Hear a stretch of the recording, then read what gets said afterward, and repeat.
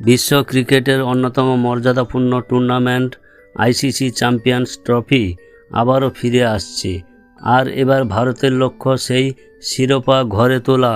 2013 সালে মহেন্দ্র সিং ধোনির নেতৃত্বে ভারত শেষবার এই ট্রফি জিতেছিল। আর 12 বছর পর আবারও ভারতীয় দল ট্রফি জয়ের স্বপ্ন দেখছে। 2025 সালের চ্যাম্পিয়ন ট্রফি আয়োজন করা হবে পাকিস্তানে, যা নিয়ে ইতিমধ্যেই নানা আলোচনা চলছে। তবে রাজনীতি কিংবা বাইরের চাপে নয়, ভারতীয় দল পুরোপুরি ফোকাস করছে তাদের খেলায়। রোহিত শর্মার নেতৃত্বে ভারতীয় দল বর্তমানে দুর্দান্ত ফর্মে আছে। সাম্প্রতিক বিশ্বকাপে রানার্স আপ হওয়ার পর এবার তারা কোনোভাবেই সুযোগ হাতছাড়া করতে চাইবে না। ভারতীয় দলের সবচেয়ে বড় শক্তি তাদের ব্যাটিং লাইন আপ।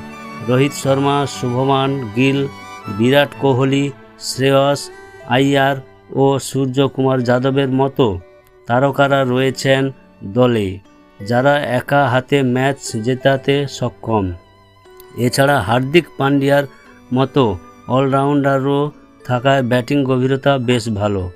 বোলিং বিভাগে রয়েছে মোহাম্মদ সিরিজ, যশপ্রীত, যুবরাহ ও কুলদীপ যাদবের মতো বিশ্বমানের বোলাররা। তবে কিছু দুর্বলতাও আছে।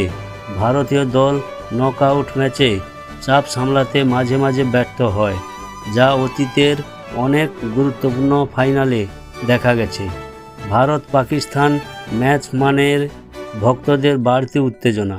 তবে এবার পরিস্থিতি একটু ভিন্ন।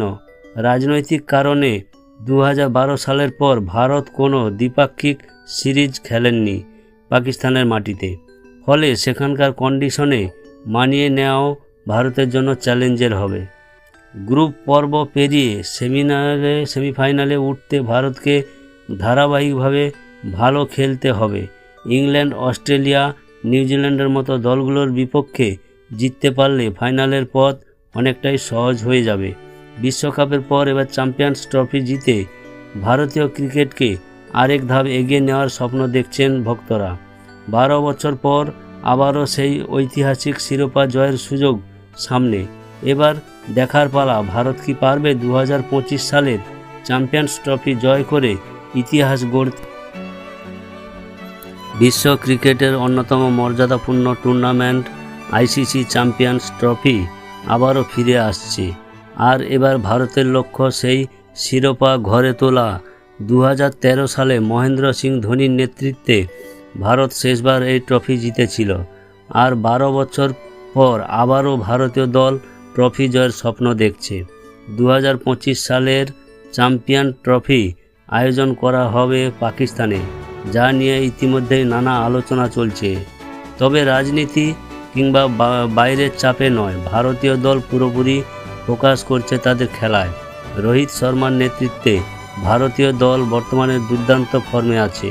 সাম্প্রতিক বিশ্বকাপে রানার্স আপ হওয়ার পর এবার তারা কোনোভাবেই সুযোগ